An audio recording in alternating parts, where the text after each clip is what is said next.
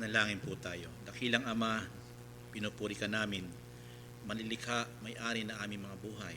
Maibalik sa iyo ang lahat ng buhay na pinagkatiwala niyo po sa amin. Buhay na pagpapasalamat, buhay na papuri, buhay na pagdakila sa iyong dakilang pangalan. Sapagkat karapat dapat kang tumanggap ng lahat ng ito. Dakilang Ama, salamat po. Panginoong Hesus, salamat po sa iyong mga gawa sa krus. Salamat po sa iyong tinapos. Banal na Espiritu, salamat po at nanahan ka po sa amin. Maging sa aming pagpupuri, maging sa aming pag-aaral ng iyong salita, pag-aaral, pangaral at pagkatuto po namin. Salamat po sapagkat ang liwanag ng Banal na Espiritu na siya nagpapaunawa sa buhay ng bawat isa po sa amin bilang pinili niyo po at iglesia niyo po na iyong kinahabagan. Salamat po na marami. At hayaan niyo po, Panginoon, sa umaga pong ito, patuloy po kami lumalapit sa iyo. Nagpapakumbaba, hinihingi ang iyong habag, hinihingi ang iyong biyaya. Una po sa aming mga kapatid na dumaranas, Panginoon, ng sakit at karamdaman. Ibangon niyo po sila. Alam po namin may panahon para ibangon sila, Panginoon. Alam po namin kung bakit nangyayari ang mga bagay nito upang madakila ang iyong pangalan, maluwalhati sapagkat ikaw po ang dakilang manggagamot, dalubhasang manggagamot. Salamat po na marami sa mga dumaranas din ng mga pagsubok. Hindi po namin dinadalangin na alisin niyo po sila doon, Panginoon, kundi papagtagumpayin niyo po sila sa mga pagsubok, kasakasama ng biyaya na tinatanggap lagi araw-araw, Panginoon, sa buhay nila. Salamat po, Panginoon, sa dumaranas din ng mga persecution, Panginoon. Patatagin niyo po sila. Palakasin niyo po sila. Sa mga ministry na nahihirapan, patatagin niyo po sila at palakasin. Bigyan ng biyaya upang magpatuloy, Panginoon. At dalangin din po namin sa pagkakataong ito, sa aming pakikinig ng iyong salita, makasumpong nawa lahat, Panginoon, ng iyong mga pinili, ang iyong iglesia, even, Panginoon, mga dumaranas ng pagsubok, Panginoon, problema, Panginoon, sakit, karamdaman, makasumpong ng tunay na kagalingan, buhat sa iyong mga salita na naghahatid ng kagalingan at naghahatid ng kapayapaan, masumpungan nawa namin ito. At patuloy namin masumpungan sa iyong mga salita ang tunay na kapahingahan, dulot ng mabuting balita, Panginoon, na aming tinanggap sa iyo. Salamat po na marami sa mga aralin na iyong inihanda, Panginoon, upang kami palakasin, upang kami, Panginoon, tumibay, Panginoon, sa hamon na mga buhay po namin, Panginoon. Bilang mga lingkod niyo po at bilang pinili niyo po at bilang iglesia niyo po, Panginoon, nagpapatuloy ang patuloy na kabutihan niyo po, Panginoon, sapagkat ikaw ay Diyos na mabuti. Pinupuri ka na po namin sa anumang mangyari sa umagang ito. Alam namin buong pagpapalang espiritual ay tatanggapin po namin ng buong buo. Salamat po na marami. Madakila ka lamang po, mapapurihan ka lamang po, mapasalamatan ka at maiuukol lahat ng pagdakila. Sa ngalan lamang ni Jesus, walang maiwan po sa amin. Ito po ang aming dalangin, hiling na may kalakip na pasasalamat sa ngalan po ni Jesus na aming Panginoon na tagapagligtas. Amen and amen. Mapo na po tayo. Okay, blessed morning po sa atin lahat. At alam ko po kayo'y nakahanda na sa aral ng Panginoon. Although alam naman natin yung mga aralin natin at siguro hindi pa man dumarating ang Sunday, yung binabanggit natin na hindi natatapos na aralin, ay siguro maaaring nire-review ninyo, maaaring kayo ay sumusulyap sa ating mga aralin o kaya gusto nyong makita kaagad ang liwanag papunta doon sa ating pag-aaral sa Sunday. Meron kayang ganon? Sana nga po ganon. Kasi maganda yun, kasi ang excitement, hindi pa man nangangaral yung tagapangaral, alam mo na yung pangangaral, bubuklatin mo na. Para refreshment. Diba? Kumbaga,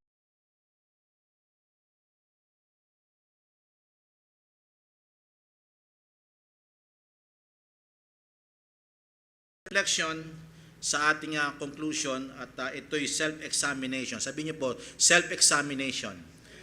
In Galatians chapter 6 verse 1 to 9, natapos po natin yung hanggang 6 at 7 key verse po niya na binabasa po natin. Huwag ninyong linlangin ang inyong sarili. Sabi niya, hindi maaaring tuyahin ang Diyos kung ano ang itinanim ng tao, iyon din ang kanyang aanin. What we sow, we reap. Yun ang ating sinasabi. In Ephesians chapter 6 verse 8, ang sabi niya, ano man ang ginawa ng bawat isa o kapatiran, yun din ang muling tatanggapin niya sa Panginoon. Kaya tayo, dapat alam natin kung ano ang dapat nating itanim. Kasi sa pagkakataong ito, siguro nakaraan, na-reflect natin kung ano ba tayo. Kaya nga nilagay ko po dito, ako ba ay ito? Kaya self po ito self-examination, hindi po ito nagtuturo sa iba. Kundi tayo pare-pareho.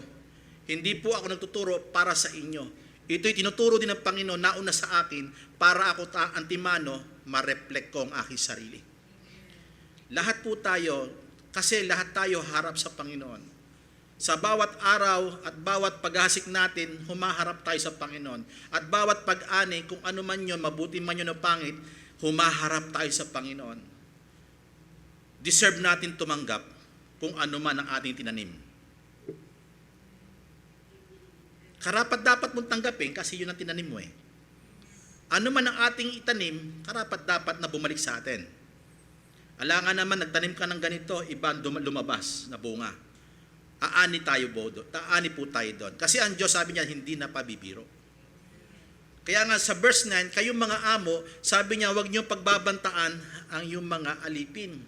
Sapagkat tandaan ninyo, meron tayong iisang Panginoon sa langit at walang itinatanging tao. Kaya kung ano'y nasik mo, hindi siya nagtatangi dahil favorite ka niya, nagasik ka nun, iibahin niya ang tubo, ay iibahin niya yung bunga. Hindi. Kung ano tinanim mo, aanihin mo. Aanihin natin. Walang favoritism si Lord. Wala siyang favorite na tao. Kahit Christian, hindi niya paborito. Kung ano tinanim ng Kristiyano, aanihin niya. Kasi yun yung sinasabi ng Panginoon . In Isaiah chapter 55 verse 11, sabi niya, ano man ang lumabas sa akin labi, ay gagawin ito. Gaganapin ito. Amin po ba? Magpupunta sa kanya yung my word come to me not void. Sabi niya doon, hindi ito walang kabuluhan, kundi babalik ito ng gumaganap. Kaya pag sinabi niya kung ano tinanim natin, aanihin natin, babalik yun . Kailangan mag-response kasi yung Word of God, makapangyarihan. Dinikri niya yon, mangyayari yon. Amen po ba?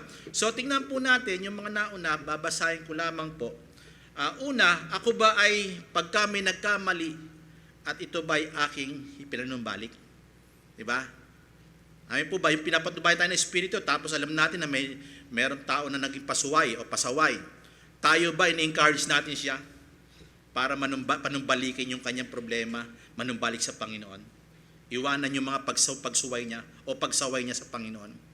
Pangalawa, tayo ba ay tumutulong na magdala ng pasanin? Binanggit po natin, bear one another's burden. Tayo ba ay tumutulong na magpasan? Alam mo na bibigatan, ako ba? Tanong po ito ako ba ay tumutulong magpasan? O ako'y pabigat. Di ba sinabi ko nakaraan? Pangatlo, tayo ba, dahil self-examination to, ako ba, tingin ko ba sa sarili ko na mas mabuti ako?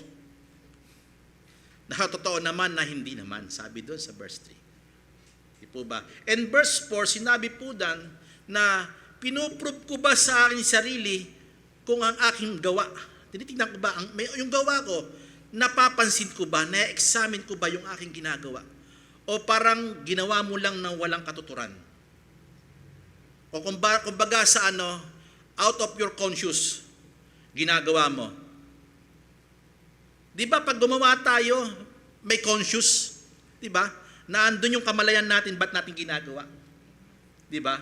O parang baliwala. Kasi pwede din mangyari. Meron tayong ginagawa, pero sa sobrang marami tayong iniisip, nakalimutan natin yung importanteng gagawin. Di ba? Sa bahay, mga nanay, alam nila yan. Di po ba? Maraming gampanin, so may nakakalimutan. Tayo mga Kristiyano, yung self-examination natin, na sinasabi po dito sa verse 4, yung prove his own work, examine. Yung self-examination na sinasabi po dito. Ang katumbas po nito, yung ikaw lang ba natutuwa sa sarili mo? Hindi sa iba. Yung gawa mo ba para din sa iba o para sa iyong sarili? Examination. In verse 5, bear His own burden. Yung sinasabi niya, dapat alam natin kung anong ibinigay sa atin ng Panginoon, yung ating service. Serbisyo, sabi niyo po, serbisyo. Alam dapat natin kung sa Griego po kasi yung sinabi po diyan na salita na ang bawat isa'y dapat magdala ng kanyang sariling dadalhin. Ang ibig po sabihin sa Griego niyan, service. Serbisyo. Yung salita mo yung task, ano ba trabaho mo? Ba't ka naging Kristiyano? Ba't ka na born again? Bakit ka naging iglesia ng Diyos na buhay?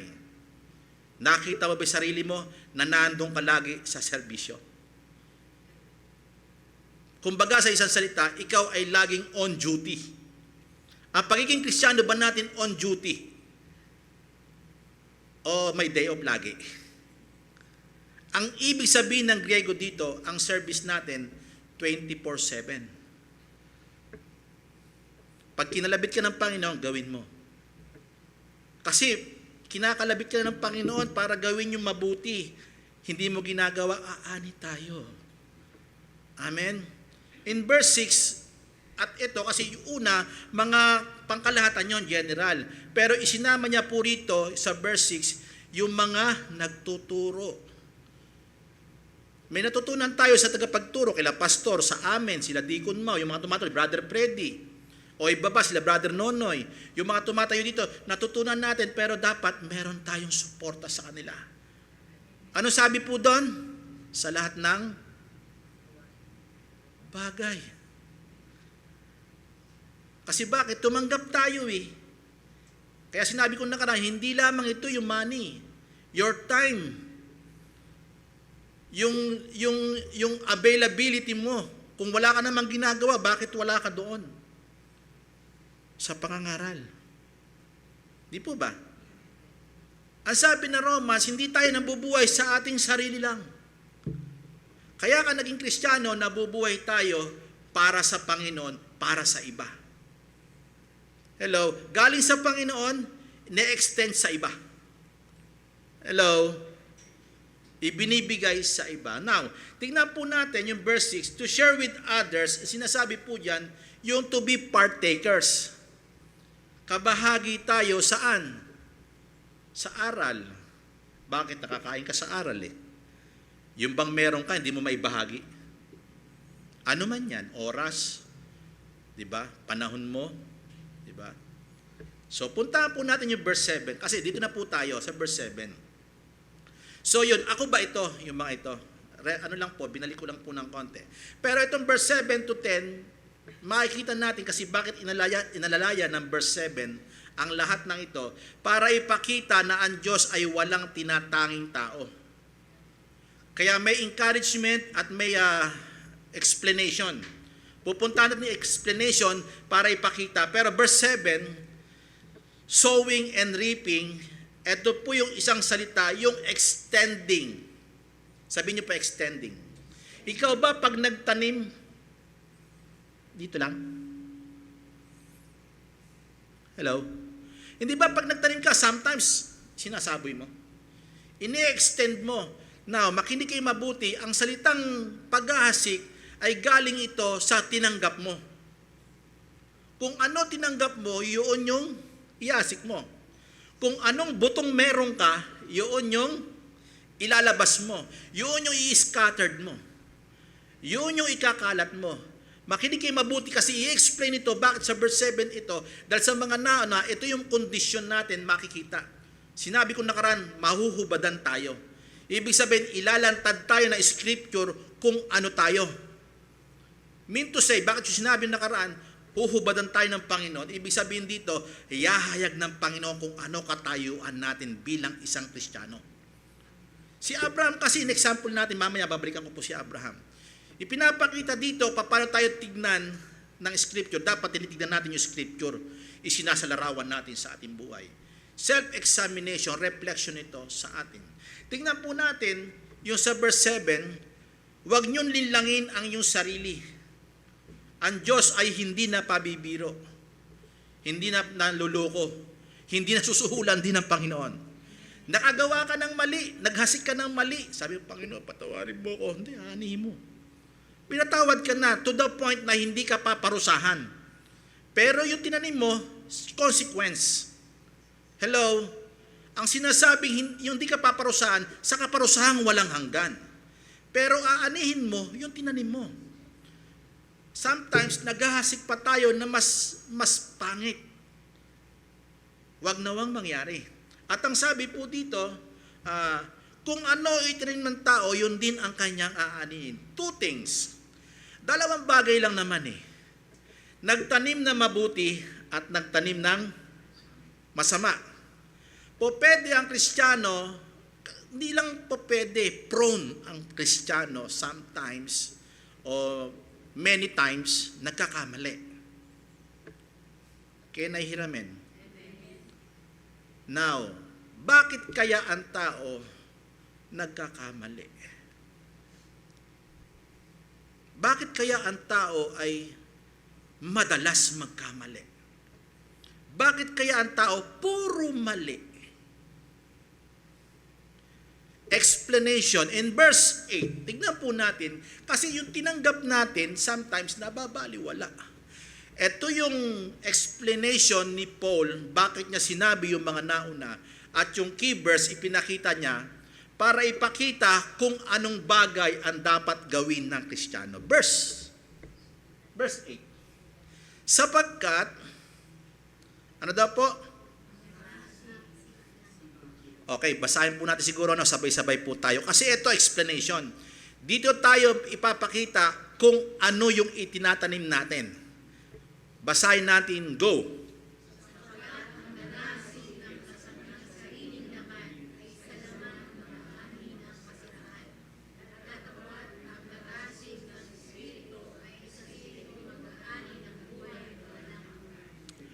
Nakita nyo?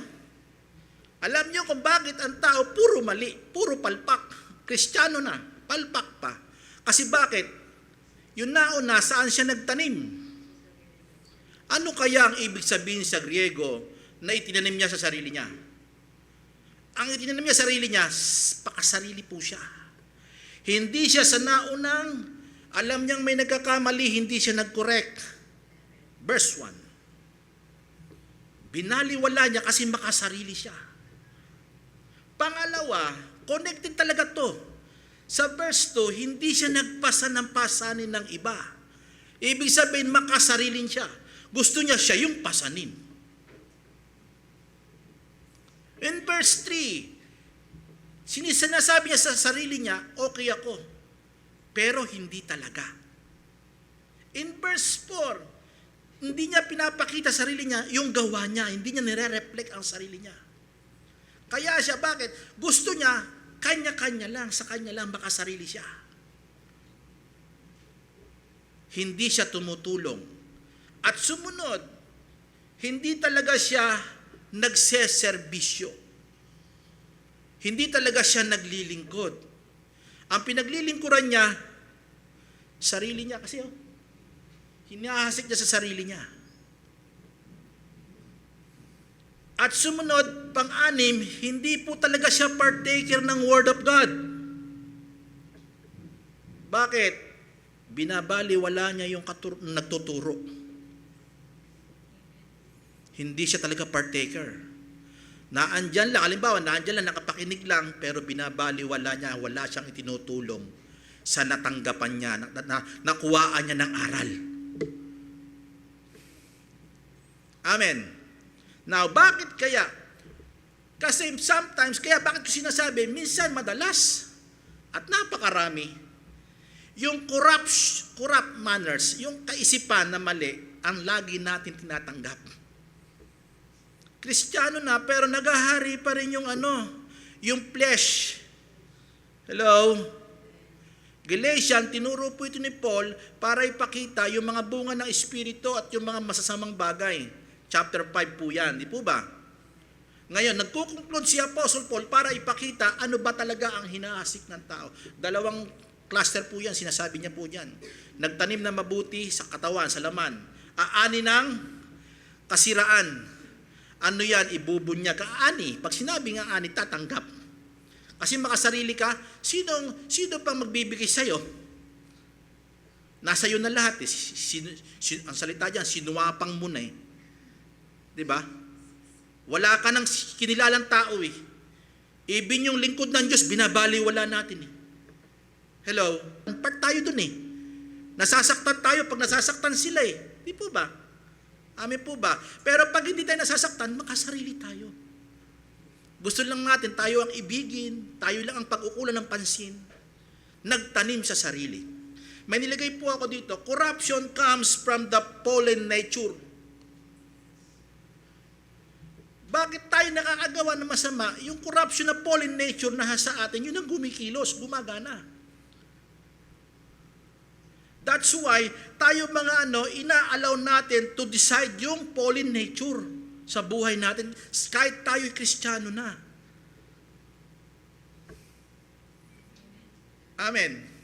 So kaya ang problema, pag sinunod natin yung ating sarili, ano nangyayari?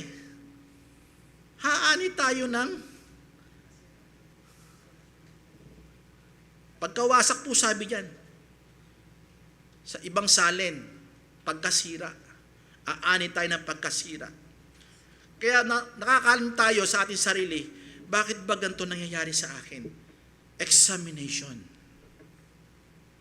Bakit may nangyayari sa buhay mo na parang hindi naman dapat tanggapin? Baka nakalimutan mo, may itanim ka.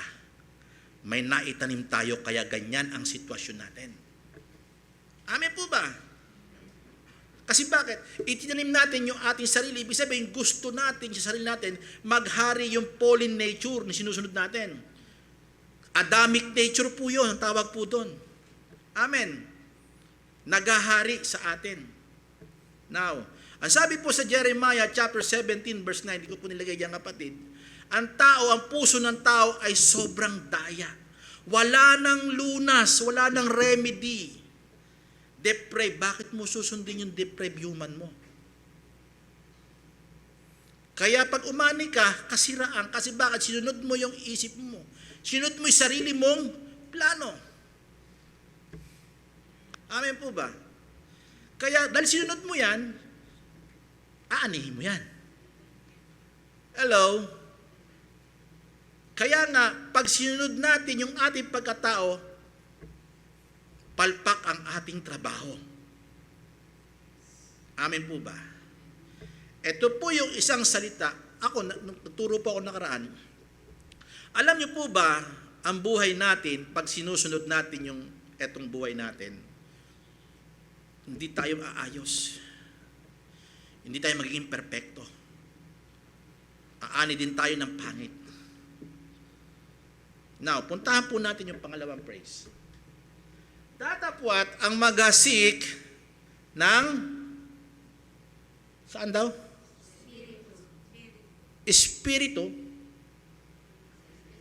ay mag-aani. Tanong, ang mga Kristiyano pa may buhay na walang hanggan? Ano po ibig sabihin dyan na buhay na walang hanggan? Ibig sabihin, yung buhay na tinanggap mo na buhay na walang hanggan, continuous yun yung meron ka sa ngayon.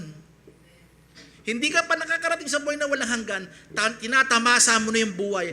Ang scripture ay buhay. Pag ito ang sinunod natin, hindi yung fallen nature natin, ano mangyayari? Aanit na tayo ng buhay. Alam niyo po ba ang Bible, ito yung buhay natin.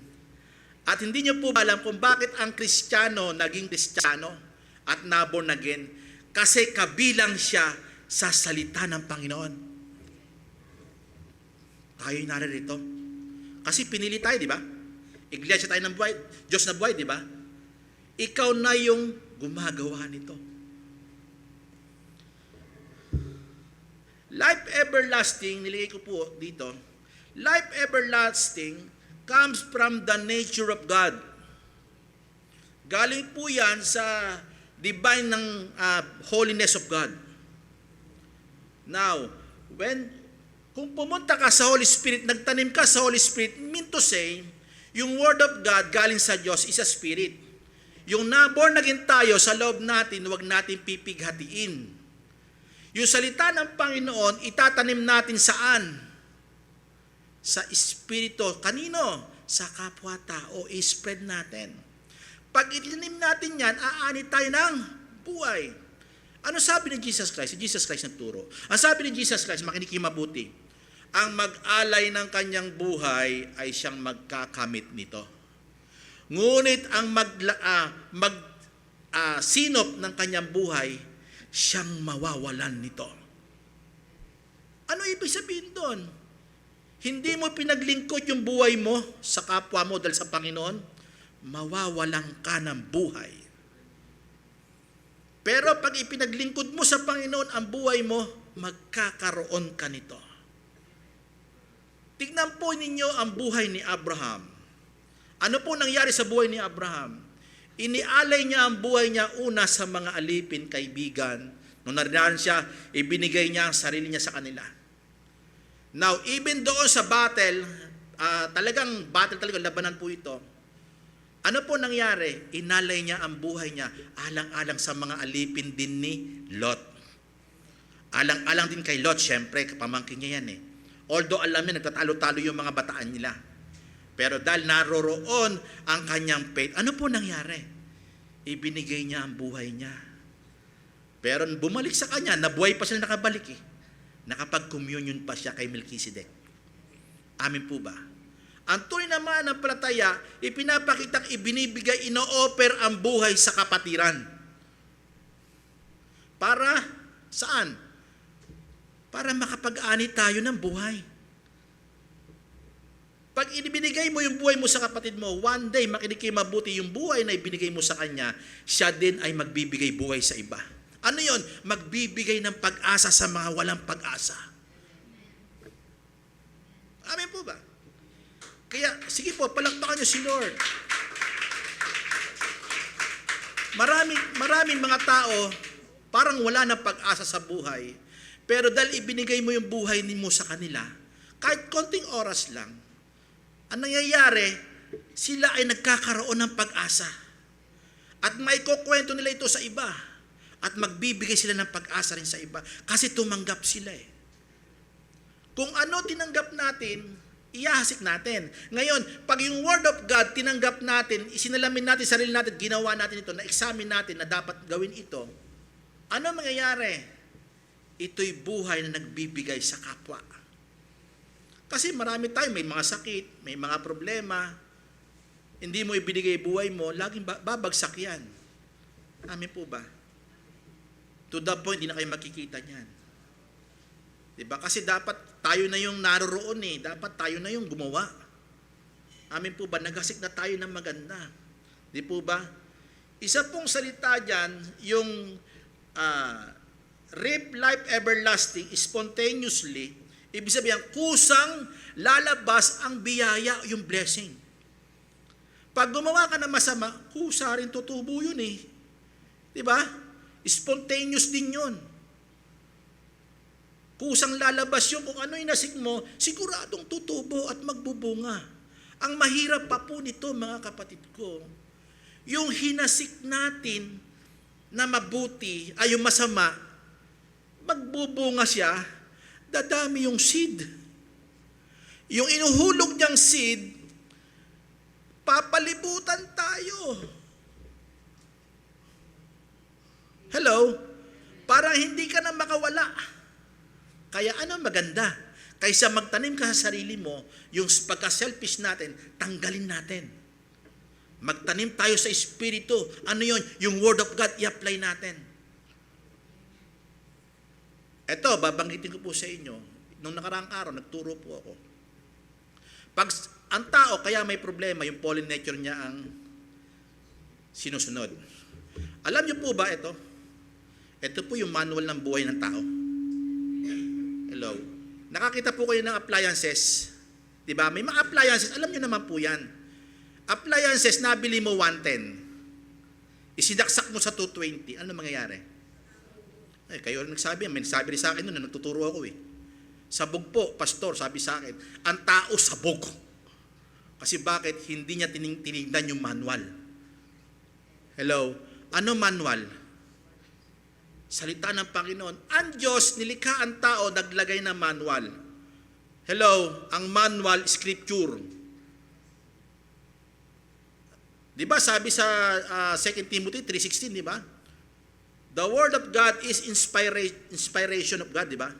Di ba? Inspired by God. Hininga ito ng Diyos. Ito yung magagamit to doctrines, pagtuturo, pagsansala, to reprove. Di ba? At pagtuturo. Di po ba? At pagsansala, pagsaway. Di po ba? Ngayon, pag ito lagi natin tinatanggap, tatanggap tayo ng buhay. Hello, tayo ang tatamasa ng buhay, hindi sila. Na-spread mo yung spirit, yung word of God, na ipakita mo sa kanila, na ipinamumuhay mo dahil ginagawa mo sa kapatid, yung nagpapasangka ng bigat, yung dumarating sa pagkakasala, tinutuwid natin, at may self-examination tayo, baka tayo rin ay mahulog. Di po ba? Sinabi po doon, verse 2. Ano mangyayari? Lalaganap ang seed of righteousness. Kaya pigil ang church, makinig kayo mabuti, kulang sa gawa.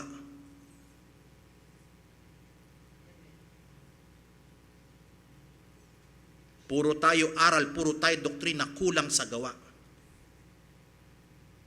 Yun yung reflection. Ginagawa ko ba ito? Ako ba ito? Ginagawa ko ba ito? Kaya walang bunga sometimes ang mga simbahan. Bakit? Yung good works na pinagagawa ng Panginoon na inihanda, hindi ginagawa. Ito po nakalagay po yung good works nandito. Kaya pag may nakakasama, wag na lang. Kasi hindi naman tayo naayos. Di po ba? Hello? Pag alam mo na itutuwid ka, ibig sabihin maganda. Amen? May nagmamalasakit sa atin. Kasi gusto niya magtanim sa Espiritu. Ayaw niya tayong pabayaan. Amen? Kasi daladala niya ay buhay. At gusto niya magtanim ng salita ng Panginoon. At yung buhay niya itinatanim sa kapwa. Ginagawa niyang part ang sarili niya sa iba. Kabahagi siya ng buhay ng iba. Ito po'y isang salita na inexplain ni Apostle Paul para ipakita ang magandang kahihinatnan na naghahasik sa Espiritu. Yung Word of God na hinasik sa atin, yun din dapat ang itanim natin.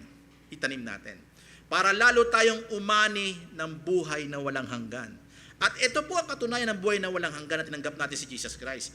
Yung mga mabuting hinihahasik natin sa kapwa. Contextually, ito po yun. Ginagawa natin sa ating kapwa.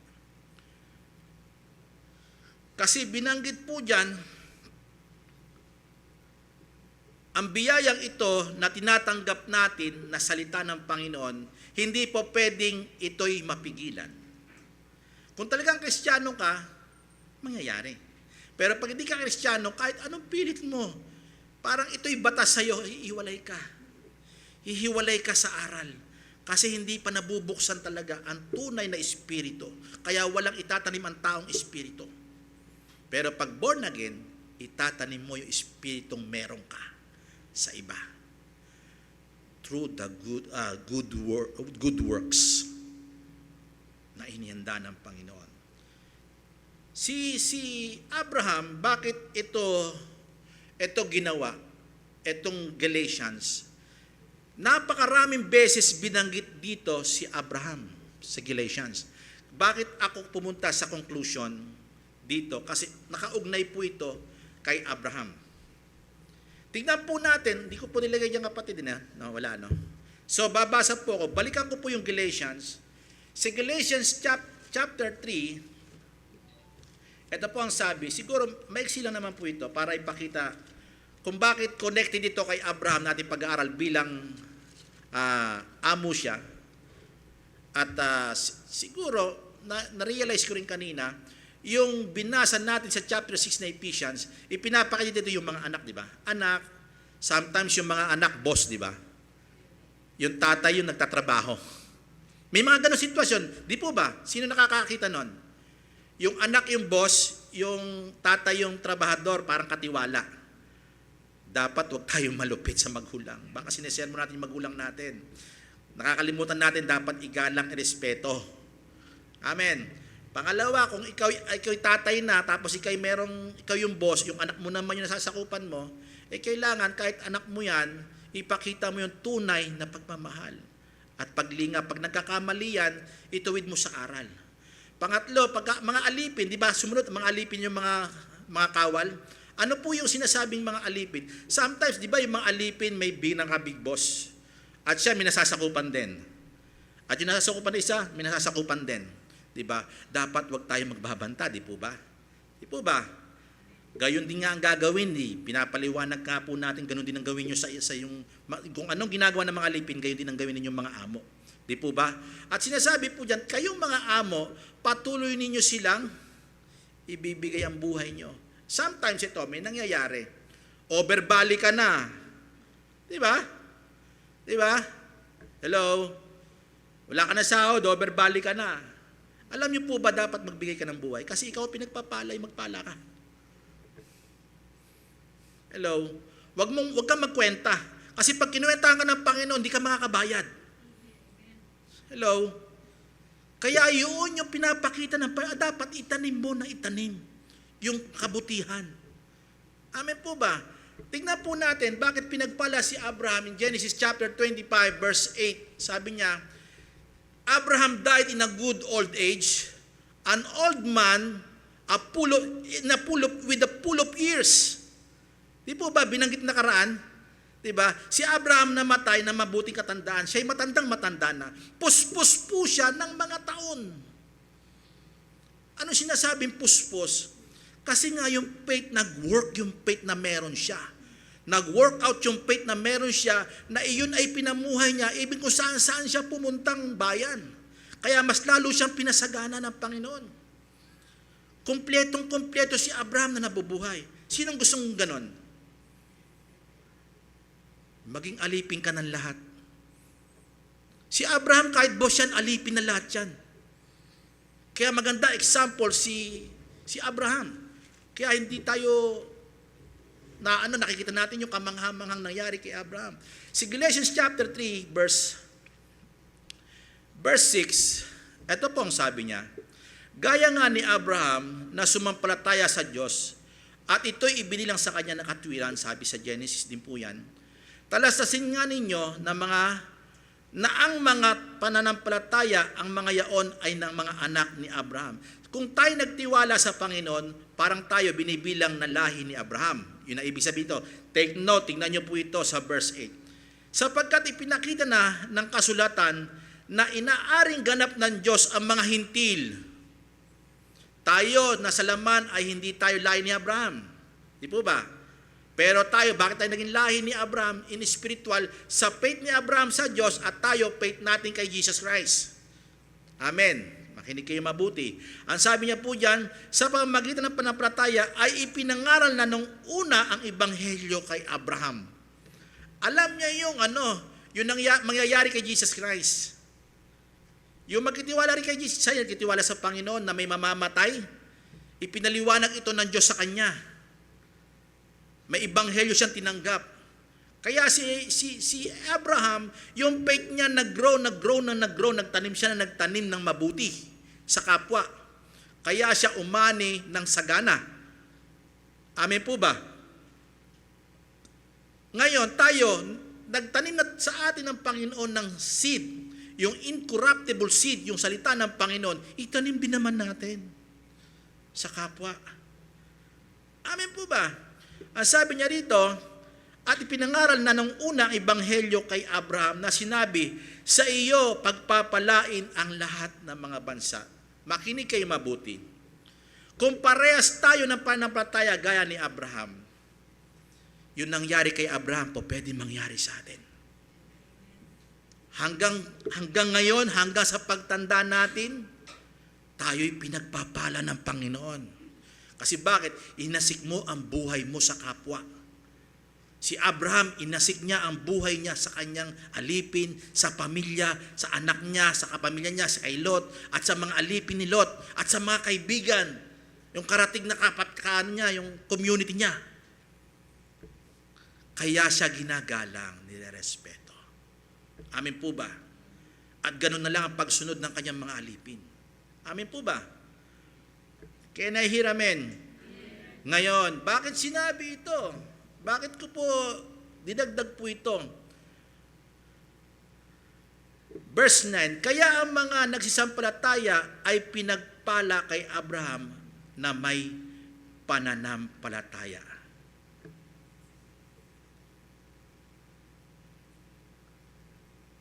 Amin po ba? Pinagpala tayo hindi dahil kay Abraham. Pinagpala tayo dahil yung pananampalatayang inirigalo kay Abraham ay nasa sa atin din. Amin po ba? Ang ganap ay nabubuhay sa pananampalataya. Kaya dapat nabubuhay tayo sa pananampalataya sa espiritu na inihasik natin. Gusto nyo umain na mabuti? Magtanim ka sa espiritu. Ano ibig sabihin doon? Huwag kang maging makasarili. Gawin mo yung mabuti sa kapwa. Aanihin mo yung walang hanggang buhay. Sundin mo ang manual. Inuutos to ng Panginoon sa atin, sundin mo ang manual. Para hindi tayo maging failure. Kaya bakit maraming failure ng mga Kristiyano? Sinusunod nila ang kanilang sariling pag-iisip. Sundin natin, magbalik loob lagi tayo sa salita ng Panginoon para makontra ang mga sinasabi ng fallen nature. Kasi yung divine nature nasa sa atin na. Makokontrol niya yon kung may salita ng Panginoon na laging pinipid at ginagawa, ine-exercise. Amen po ba? Now, tama po ba yun? Wala po ako dito sa kasing monitor. Okay. In verse 9 and 10, ito po'y isang salita na nagpapakita ng encouragement. Verse 9 and 10, ito yung encouragement. Huwag kayong mag-alala, hindi pa naman tapos eh. Hindi natin nakagawa ng pagtutuwid sa kapatid, kung may spirit tayo, nababaliwala natin minsan, o parang patay mali siya tayo, sige, okay lang. Pero alam niyo po ba, hindi natatapos doon eh. Nag-i-encourage pa rin ang salita ng Panginoon sa atin. Ang banal na espiritu, binibigyan pa rin tayo ng pagkakataon. Kasi may espiritu tayo eh. Kung walang espiritu, walang gana yan. Hindi kayang gumawa niyan. Ang sabi sa Galatians, bakit bago ko puntahan nyo, siguro sa isang linggo na lang siguro yung 2 verse na. Siguro i-reflect ko na lang ng konti. Reflection na to, pero kailangan ko pang puntahan. Yung 2 verse, sa susunod na lang yung encouragement. Ito yung encouragement. Hindi pa natatapos. Alam niyo ba, sometimes, ang tagapangaral ng salita ng Panginoon, makinig kayo mabuti, kung hindi tayo kabahagi, makinig kayo sinasaktan niyo ang espiritu. Ano sabi ng Thessalonian? Quench not the spirit. Sino nakakala po nun? 1 Thessalonian, chapter 5. Huwag niyong pighatiin ang banal na espiritu. Bakit niya sinabi yung huwag pighatiin? Kasi sinabi po yung nagsasalita, yung nangangaral. Gumamit ng wika yun, pero nangangaral po yun. Amen po ba?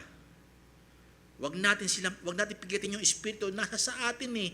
Dapat maghasik tayo ng mabuti. Kaya nasasaktan ng banal na espiritu na sa atin, parang natutulog ang espiritu sa atin, yung word of God, ayaw nating i-apply. Yung salita ng Panginoon, pinababayaan nating matenga. Sa totoo lang, puno na tayo ng aral. Nagsapul pa kay pastor.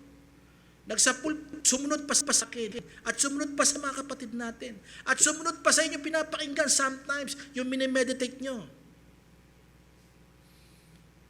Napipigati ang banal na espiritu pag hindi natin ginagawa yung good works na napakinggan natin.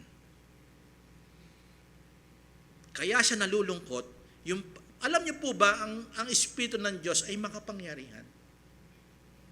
Kayang bumuhay. Pero pag natutulog sa atin yan, umiiyak, nalulungkot yan, ano po nangyayari? siya po ay nababantulot. Pag sinabi nababantulot, napipigilan yung pagkilos ng Espiritu sa buhay mo sa iba. Gusto niyo po bang maging daluyan kayo ng alon, agos, na nagbibigay buhay? Gusto niyo po? Sundin niyo ang salita ng Panginoon. Para itong lumalagaslas na tubig na hindi maawat. Yung Espiritu nasa inyo, nasa akin. Pag ginawa natin ang salita ng Panginoon, ito'y hindi mapipigil ang kilos ng banal na Espiritu. Kaya napipigil kasi yung salita ng Panginoon, naiko-quench natin yung Spirit. Dahil yung Word of God, tenga. Hindi mo wino-work out. Hindi natin na i-work out, na i-exercise. Sino po yung mga Kristiyano? I-work out natin. Yung salvation tinanggap natin. Yung salvation na sabi po doon, yung Spirit na nasa atin. Gusto niyan magbigay ng buhay. I-serve mo sa iba. Hindi ka dapat mamili ng i-serve mo. Kahit kanino, lagi kang on duty. Kahit sino makausap mo, on duty ka para sabihin ang karanasan mo sa Panginoon. At ipakita mo yung buhay na Diyos sa buhay mo, makaranas siya. Babalik ko ulit, makakaranas po siya ng tunay na langit. Pag nakita yung karakter mo sa Kanya, sa Kanyang buhay na nakakasalamuha po natin. Amen po ba? So ipakita natin ang tunay na Diyos sa pamamagitan ng gawa. Para hindi tayo maligtas. Lagi sinasabi ni Pastor yan, kalakip ng pananampalataya ang mababuting gawa. Hindi po tayo extreme, pero yun ang katunayan. Makikita sa mga bunga kung sino ka, kung sino tayo. Kung tayo totoong ligtas, may bunga, good works. Hindi pinipilit ang good works. By faith, magagawa mo yon. Kasi ang kapangyarihan ng pananampalataya, pag sumibol po yan, ba't ginamit po yung salitang yung faith sa seed? Kasi yung faith, pag itinanim mo, pag ginawa mo, tataas, magbubunga.